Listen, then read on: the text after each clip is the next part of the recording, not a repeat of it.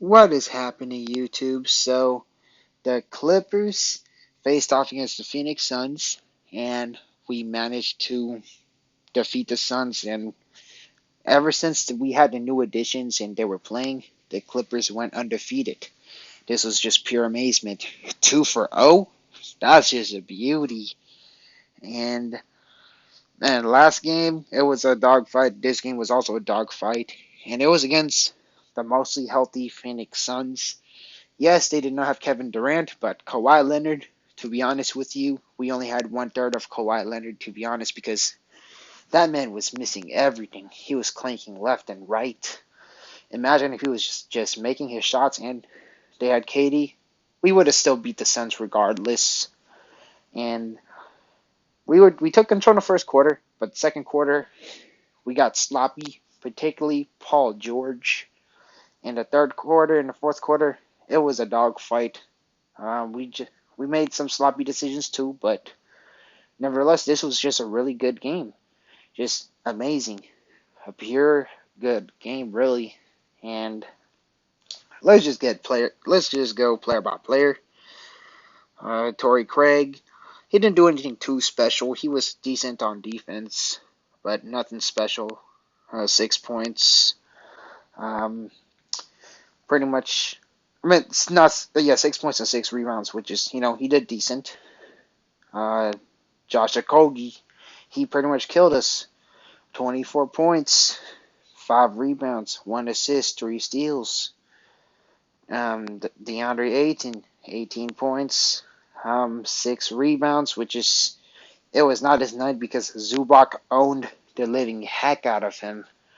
I just want to say, please put some respect to Ivica Zubac's name, bro.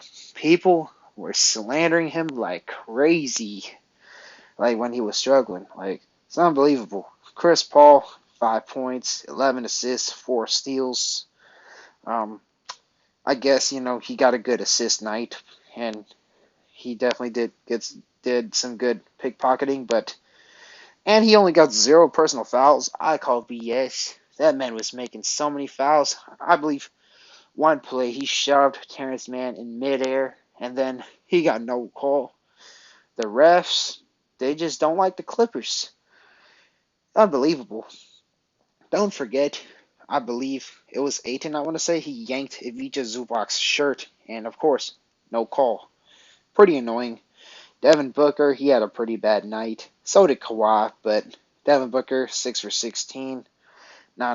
He got a good assist night, I had to give him that, but then he got 5 turnovers, so that kind of ruins it. And Devin Booker, he's the prime comparison on why I'm so high on guys like Brandon Boston Jr. Yes, I'm going to always push this agenda because if you think about it, if you give Boston Jr. 35 minutes and you have him take at least 16 shots, I could guarantee the stats would be similar, if not, better. Or if it's worse, it's just like a slight bit worse. He would probably have like 16 points, to be honest with you. And it's not like Booker was a perfect player too. He turned the ball over a lot. So next time, sometimes you got to think twice when you trade a really high upside NBA player. You cannot just look at them and just look at what they accomplish. You got to look what the player actually does, and I feel like that's what NBA fans could definitely work on, in my personal opinion. But anyways, I'll get into that more after I go over all the players. Wainwright, quiet night, didn't do much. TJ Warren, 2 points, 8 minutes. And Biombo, he was the one who was the backup big when Aiton was on the bench, and he hacked the shit out of Bones Highland. He was like, I don't know exactly, but man, he definitely did something to Bones Highland. I forgot what it was, but kind of made Highland shook. Should have definitely been a foul or a flagrant. Okay, maybe I'm being biased, but and then Londale, Lee was solid. Londale, he didn't really do much. It was 4 minutes. Terrence Ross, he's their sixth man. Saban Lee, didn't do too much. So pretty much Monty Williams did played heavy starting minutes, and the bench unit was very minimal. Like, rotations was wide, but it was very minimal. But nevertheless, the Clippers just took control. We just demolished them. We just out-rebounded the heck out of them. They just got violated. Just, you gotta love it. You just gotta love what the Clippers are doing. Now, the best part, the LA Clippers. Paul George, 26 points. He was making a good amount of shots. Although he did potentially cost us the game by making a lot of turnovers, especially in the second quarter, especially the inbound pass. That was very sloppy. And the Suns just caught up, and Okogie just went off on our heads. PG, come on, bro. You definitely got to do way better than that. But nevertheless, he did good on other aspects, but it's just his darn turnovers. And also, he could try to drive to the basket more, especially when Chris Paul would guard him. But damn, his turnovers. My God. Gotta control that. Kawhi Leonard had a really bad game. But in the fourth quarter, the late third quarter and the fourth quarter, he stepped it up. The good part about Kawhi is he did the little things by getting rebounds and making plays. But 5 for 18, of course, it was a very bad game. But we won, so I guess we cannot get too mad about that. If we lost, though, it would have been probably a different story. Marcus Morris was getting exploited on defense. He did get double occasionally, so he managed to get some assists. He got no rebounds, that's crazy for a power forward. Not even one rebound. But I'll give Ty Lue a big credit for this, and he only played Marcus Morris not even 20 minutes. That's pretty good because Morris has been our weak link lately. When he's off, he's pretty bad, and teams would go after Marcus Morris to get baskets on him. And I'm glad that we chose Eric Gordon in our closing lineups, and that's how we won. Ivica Zubac. Oh my goodness. Someone please put some respect in his name. People disrespected Zubac a lot of times, and even this year, some people still disrespected Zubac. They said Zubac is a liability on defense and all that. Like, whoa. Just because he's not Dennis Rodman or Dikembe Mutombo or Hakeem Olajuwon top footwork don't mean he's a bad defender. Yes, he gets scored on when guarding the perimeter because he's a big man, but in games like these, Zubac just reminds us that he's a vital piece for the Clippers, and he did his thing.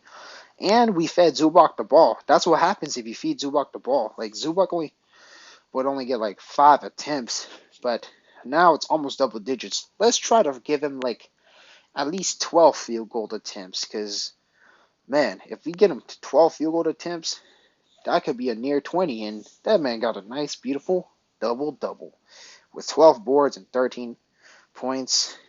That's amazing. Just pure amazement. And also, got to factor that Zubac, he was also getting fatigued too, so that's how maybe Zubac could have looked like a pretty bad player, but he might have had to play the whole entire game. And now Zubac gets some rest because now we have Mason Plumlee.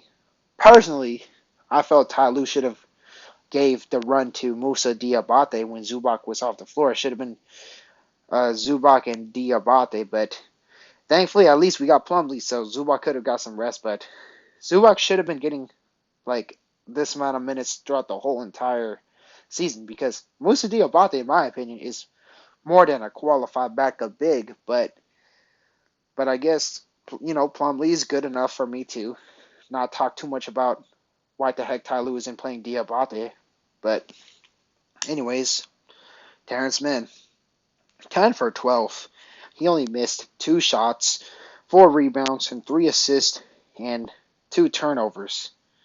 He was so good that even Shaquille O'Neal went as far to say that he was better than Tyrese Maxey, which is wow. Shaq is a big Clipper hater, and that takes a lot to say that Terrence Mann is better than Tyrese Maxey, which ooh, that's an interesting subject because Terrence Mann is a really good defender and he's a good slasher and he's more consistent. While Tyrese Maxey is all offense, so depends what you want in your team on your team. So, and a lot of people were willing to trade Terrence Mann, especially for Fred VanVleet.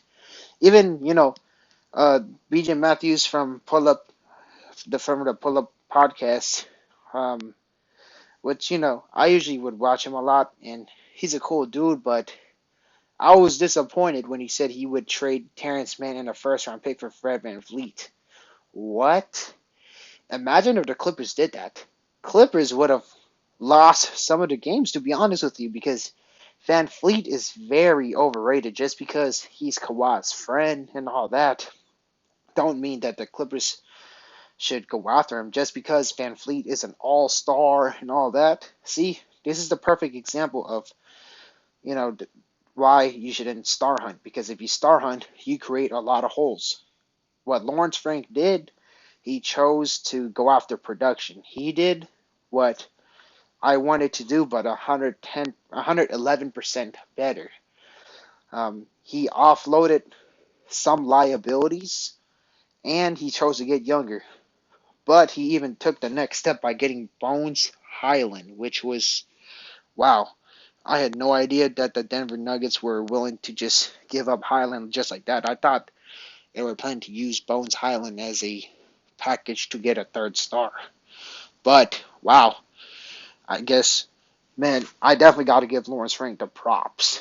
And I'm so glad that he did not choose to star hunt. And like I said, there was a supposed report that Lawrence Frank offered Mann, Kyrie, and 3 first-round picks. If that was true, we would have traded for Van Fleet. There's no way around it. So if I'd have bet, money on it, I bet that report was pretty much false. If it was true, Woj or Shams would have said something about it. But looks like it was pretty much false because, first of all, no way in your right mind that the Brooklyn Nets would actually choose the Mavericks deal over the Clippers deal. If Lawrence Frank actually offered that, I could have guaranteed we would have got Kyrie, and yeah, it would have been good for this year. But even for this year, we would have still got some holes. We would have had worse depth, and our long term would have been screwed. But Frank actually decided to improve this team right now without digging us a hole. And Frank, shout out to you. Nico Batum, that man has been missing shots lately. 2 rebounds, 2 assists.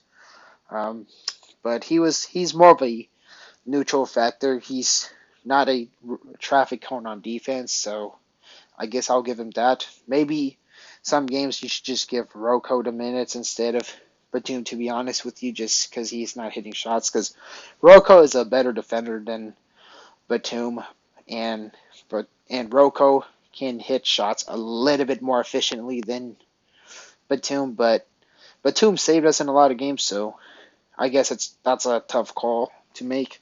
Plumlee.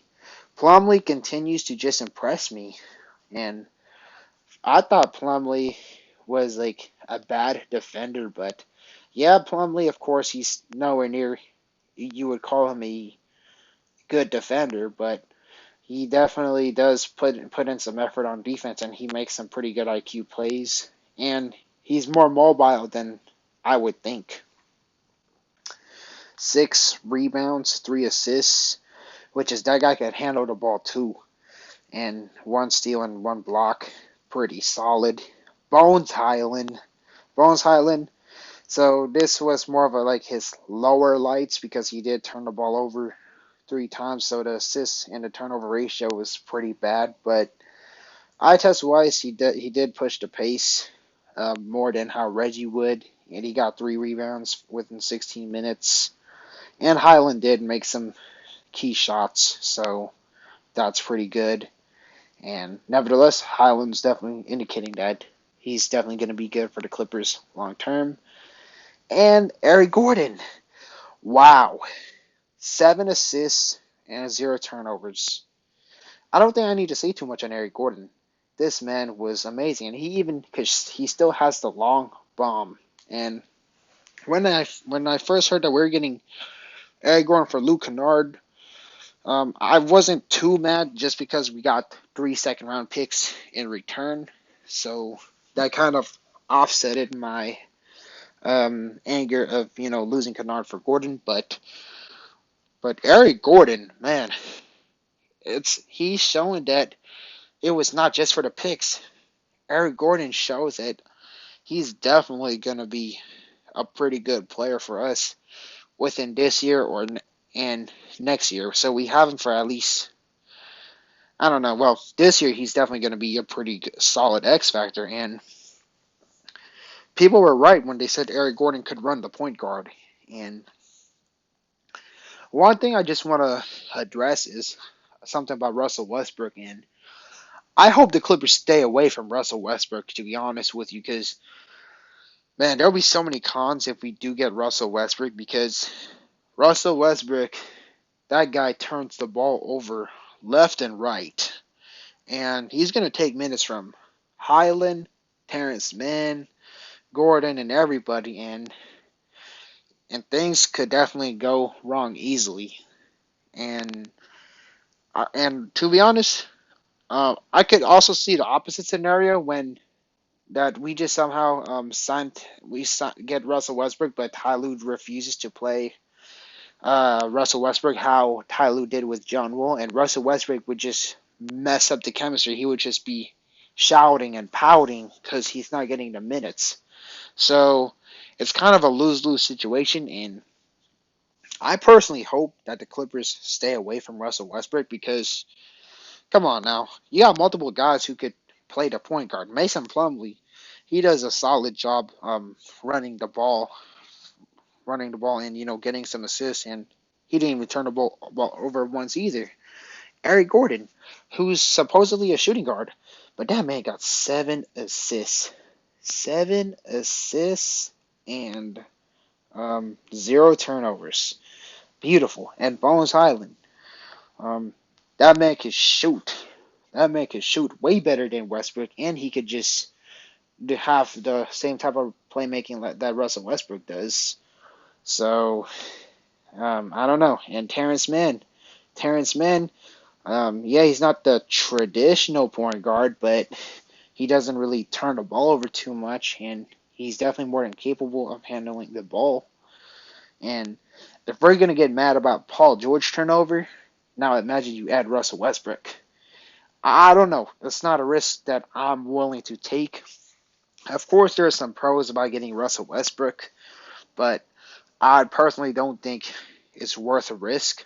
Maybe I might make a separate video on pros and cons of getting Russell Westbrook, but I don't know exactly. But I would just no, I'm not a big fan of getting Russell Westbrook. And if I were to give my prediction, if Russell Westbrook's going to be a Clipper, I would say I doubt it. Not because I'm trying to be overly optimistic. It's because I kind of watched the Lawrence Frank interview on about the post trade deadline, and Lawrence Frank pointed out a few things. Um, he said he pretty much said something about like um, he referred about the Golden State Warriors about Steph Curry. He's technically the point guard, but he's more of a scoring guard, and sometimes Draymond Green runs the point guard.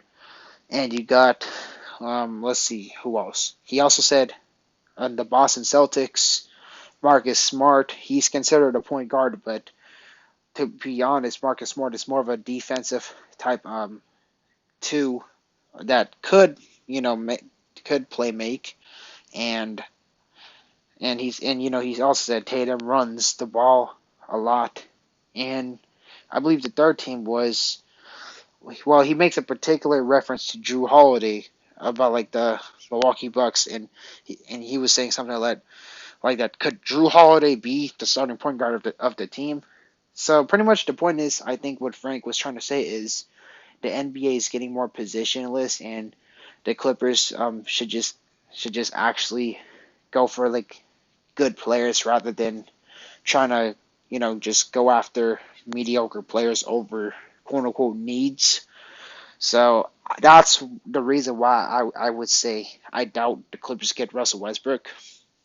And another thing that he also mentioned a bit that kind of like made me like comfortable is he said like the Clippers should just the Clippers are just we're just gonna do everything in our own pace, which means the Clippers are not gonna like try to force a trade to look good on paper. And he also pointed out that the Suns got Kevin Durant, they made their splash, and 2019 is when we made our splash. So that might assure me that Lawrence Frank is not really a star hunter, and he only star hunted for Paul George just because um, we were we want to make sure Kawhi becomes a Clipper. So that may give me a reassurance that Lawrence Frank's not willing to throw away a decade just for a butterfly championship.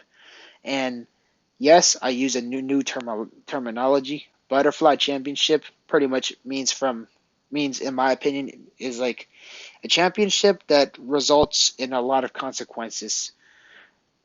Championships that would qualify as a butterfly championship would be the Lakers 2020 bubble ring because yes, they got a ring, but now they traded all their youth, but they got one back. But they traded all of their youth and a huge chunk of their picks, and pretty much as a good it's a pretty brutal consequences for the Lakers. So that's why I'm pretty concerned about just trading our whole entire roster for just a quote unquote third star, and then trying to rely on buyout markets to get just one ring, and then after that we become garbage. But I really like what Lawrence Frank just did for the team, and we actually got better all around. He chose to go for depth rather than star hunting, and it's pretty beautiful. But now we beat the Warriors, which is um, Curry was hurt, so got to consider that. But we would have probably lost the game if it was just weeks ago. And we beat the Phoenix Suns, which was long overdue. So now the next game we face against the Kings, which is not until like a week later. Hopefully we beat the Kings, which I think, just the way how we play, I think we would. But anyways, let me know what you think about the Clippers team in general. I think the Clippers definitely got better, and I did also say in the trade deadline that the Clippers definitely got better. And anyways, just you know, have a great night, take care, and as y'all know, go Clippers.